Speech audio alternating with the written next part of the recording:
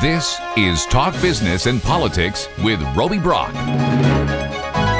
Welcome to today's Talk Business and Politics Daily. I'm joined by John Brummett of the Arkansas Democrat-Gazette. Always good to be with you at the start of the week.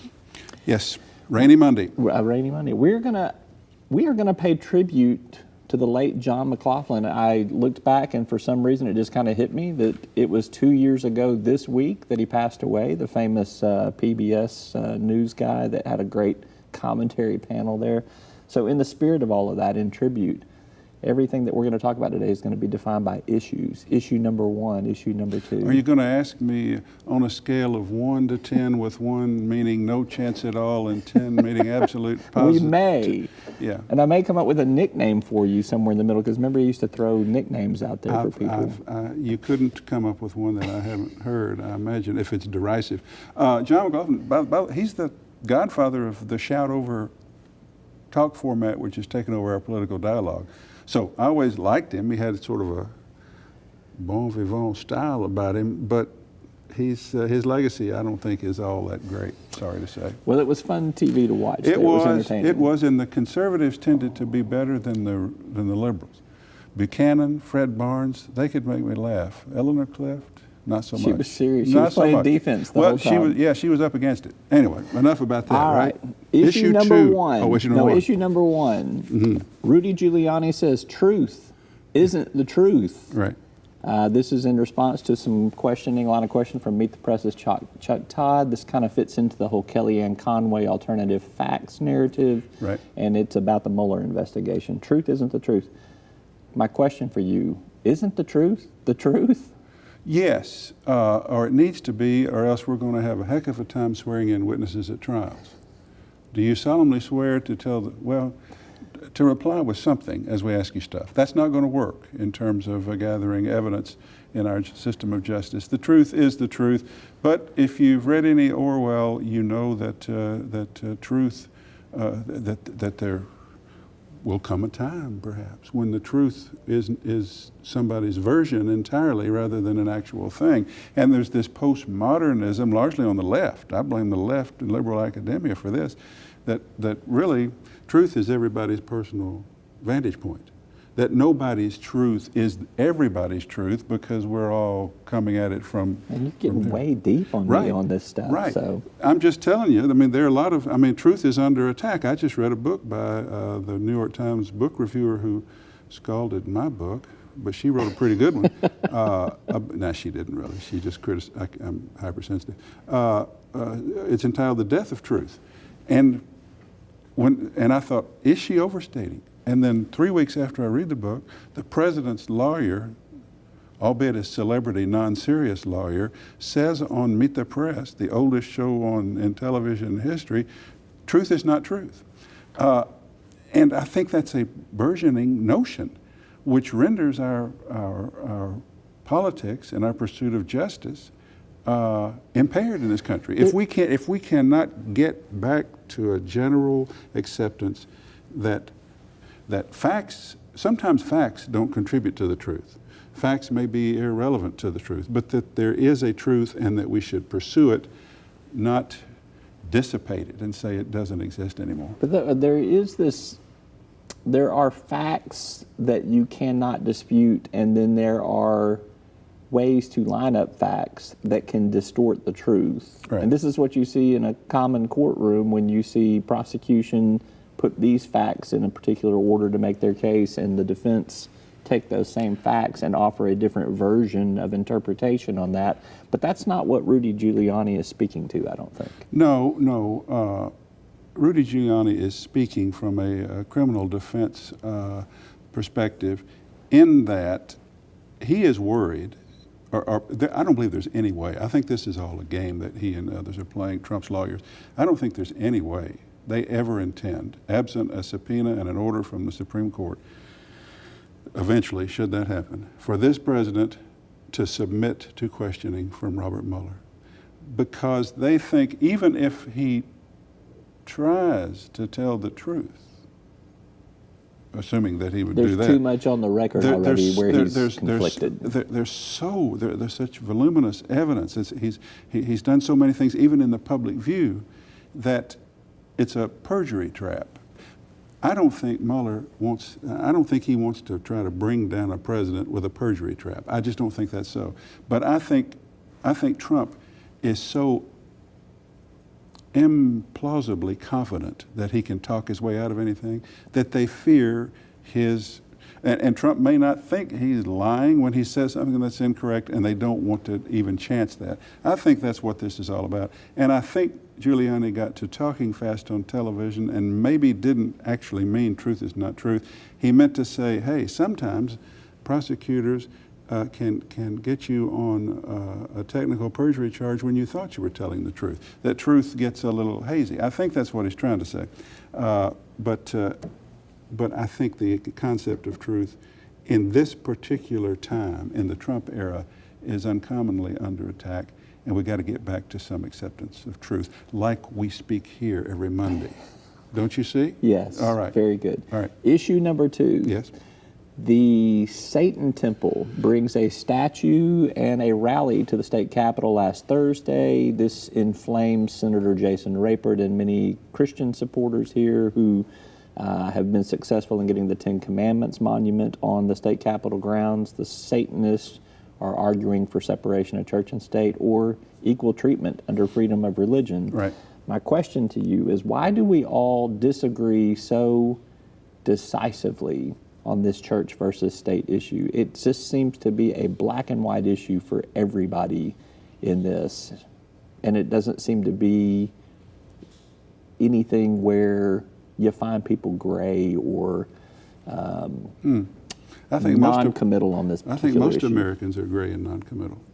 I think the ones making the noise, the clowns out in the Wood Lane Street Thursday afternoon, they don't see gray, but the rest of us are going, you know, I think your typical Arkansas person is out there saying, you know, I'm a Christian and proud to be, and I don't really see anything wrong with living by the Ten Commandments. In fact, I try to, but if we're just going to inflame other people with the Ten Commandments monument, I'm not sure that's the right thing to do. And then they look at, and then I think on the other side, just this notion that why? Let me get back to why.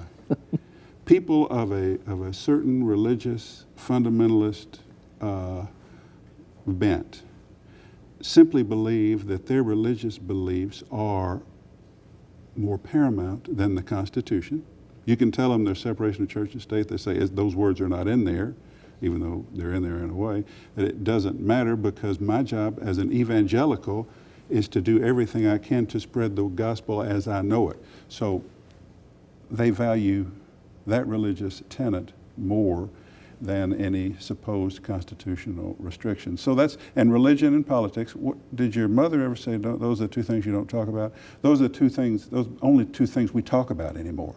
And it is incredibly divisive. I had a column Sunday that I was very proud of that said the only monument a real Christian needs to his Lord is his self, how you live. And I must tell you, I thought I would get a lot of feedback from the monument people on that. I just got an outpouring of supportive emails. So I think there are a lot of people who see the gray area in all of this and want to keep our politics and want our politics to be influenced by religious values, but separated from official documents or official monuments to religion. So I don't see it as black and white for everyone as you do. All right. Issue number 3. Arkansas there is a lawsuit challenging the work requirement for the Medicaid expansion program known as Arkansas Works. My question to you is, if this lawsuit is successful, does it end Medicaid expansion? Does it end the Arkansas Works program politically in Arkansas? You know, I do not think so. But I think that's the great fear.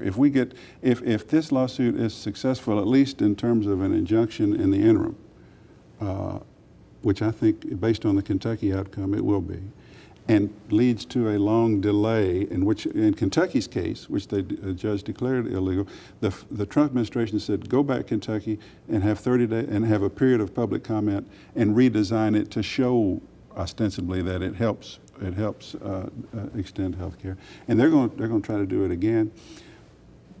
But if Medicaid expansion's work requirement should be permanently invalidated for Arkansas, and Asa Hutchinson is still governor, Asa Hutchinson will do everything in his political power to keep the program alive, even without the work requirement, because it's the only way he can afford tax cuts. I mean, it's that simple a matter of math. If we lose the federal matching manna through Human Services Department that expands Medicaid to a couple 100,000 people, then our budget is an entirely different animal, and this governor and the Republicans are on the line to keep a promise to lower state income tax rates for everyone. They've lowered them for everyone except the top rate. The only way they can do it is with Medicaid expansion, and I think it's a simple mathematical conclusion. Very interesting. All right. Issue number 4, John Lewis, the famed civil rights icon, representative from Georgia, is in Arkansas over the weekend to campaign on behalf of Clark Tucker, the Democratic challenger to Representative French Hill in the 2nd Congressional District. John Lewis excites the Democratic base. My question to you is this a base election in 2018, or is this a battle for independence, like we sometimes see more in general elections of presidential election years? Roby, I want to tell you, you ask very good questions. You ask better questions than the late John McLaughlin. And you tend not to shout over me or go wrong, as he did sometimes. But I had that very thought yesterday. Just briefly, what happened yesterday. I got an email from Philander Smith saying you were invited to come out. Civil rights icon John Lewis will be here for an intimate conversation with students. That's all I knew. I'd missed the whole political rally part. I go out there and there's nothing intimate with students about it. There are very few, there's a smattering of students in the audience, but in a relatively small room, they're overflowing to the point of claustrophobia with the liberal Democratic community of Little Rock, which is poured out, and everybody's got Clark Tucker signs, and it turns out to be simply a Clark Tucker political rally attended by this great, unassailable religious icon, this inspiring figure, and the students are incidental to the whole thing. And I thought, this kind of offends me. I mean, in a way, I really would. I came to see some young people enlightened by a rare opportunity to hear on a personal basis from this great figure. And it turns out just to be yet another political rally. But then John Lewis got up and I realized that his message is, we got to fight. We got to get out into the street and fight in this election, because the struggle that he was fighting 50 years ago is being fought now, and it's being fought at the ballot box. Now, to your question, I'll always get to your question. I had local Democrats coming up to me at this rally saying, "Look at this energy. Look at the number of people here. We haven't had this before for a Democratic candidate for Congress." This is and trying to tell me to quit going along with this general notion that it's French Hill has the advantage, that it's advantage of French Hill in this race. And I'm saying, yeah, we don't have the interest. I mean, we haven't had this kind of interest before. I mean, campaign age, young people, registering people to vote. I mean, the energy level is remarkable, and that's a thing. There was a lot of that in 2014 in not to this level. Mark Pryor and Tom Cotton, as well as Asa versus Mike Ross. Okay, that was that was a statewide race. I mean, I'm talking about in this district where Pulaski County will cast half the votes. It's nothing. We didn't see it in Pat Hayes versus French Hill. We didn't see this kind of youthful, it's time for a change energy. But then I thought, what? As much as this is as important as energy is to politics, I am still in a Little Rock liberal bubble here. I'm at Philander Smith on a Sunday afternoon with John Lewis, and to really be the serious candidate for this office that I think Clark Tucker potentially could be, I need to go up with him to UCA and then up to Searcy to Harding College and see, let's see, is he making some inroads in the places that I still think can outvote whatever the base produces in Pulaski County? Pat Hayes carried Pulaski County and then got beat more than 2-1 in the others. That can't happen. I will embrace this Clark Tucker enthusiasm, which is great, and extent. I see it, but I will embrace it when I can get out and see something besides a local or local Democratic base display of energy. So I still don't think it's a base election. I think a fervent base gets Tucker closer than any others. I think he has to win some independents elsewhere to really do it. We will see. All right. All right. Last issue number 5. Issue 5. I don't want to get ahead of myself there because we're only going to do 5. You commented to me you went to see a new movie, Spike Lee movie, Black KK Klansman, Right. I think is the name of it. Right. Who should go see this movie? Everybody. Why? Everybody should go see it, and they should sit quietly through it and not yell expletives at the screen. Everybody should go see it because I've got a column for tomorrow in which I say it's a great country when black people and white people can sit quietly in a cinema, in a movie theater on a Saturday night and watch this uncomfortable movie that basically says America is not so great. America is a place of the history of evil. And Lee's movies juxtaposes the Atlanta rail yard battlefield scene from Gone with the Wind with all the dead soldiers. It offers that at the beginning, and at the end it offers a car in Charlottesville in 2017 killing a woman in the street. And he's basically saying, it's the same. It's the same. We haven't come that far. And whatever distance we were starting to come, we're going back. So that's what he's saying. And I found it, and I cited Saturday Night after I saw it, I can write about this, but only if I go see John Lewis tomorrow and they tie together. As it turns out, they did. Mm-hmm. And that will be my column for tomorrow. Don't spoil it. No spoilers here. But I'm telling you, I think our country is near the end of its last frayed nerve. And I actually looked around Saturday night and I said, is somebody going to get mad about this? Because, I mean, this is a Trump state. And there are presumably white conservative voters in here watching this film. But it was all just studied. And this issue of making America great again, are we great, or are we great in our concepts, but we fall short? I've got to read my column tomorrow. And, but its relevance to me was in concert with John Lewis's appearance, because race continues to be our scourge. Thanks for paying tribute to John McLaughlin today. We had fun doing it this way. Well, so we'll get back to it. I didn't come to do that, but if I did, great. Great. He's John Brummett with the Arkansas Democrat-Gazette. Catch his column on Tuesday and Thursday and Sunday and online on Wednesday. On Wednesday. That's right. Thank you so much. All right. That's all for today's Talk Business and Politics Daily. I'm Roby Brock. Thanks for tuning in. We'll see you next time. Arkansas Electric Cooperative Corporation provides electric energy across 2/3 of Arkansas. This is an exciting time in our energy history, with incredible progress being made in renewable energy and storage technologies. As our energy portfolio continues to diversify, we'll maintain an all-the-above strategy to provide reliable and affordable electricity. Ever since the first light bulbs were placed in our members' homes, the electric cooperatives have been the solutions provider for our members, and we want to continue that well into the future. Each day, the promise of our nation begins again. Arkansas and America, moving forward. I help make that promise a reality. It's not for everyone, but people everywhere depend on us. Oh, I love you too, sweetie. Trucking delivers, or everything stops. And that's what drives me.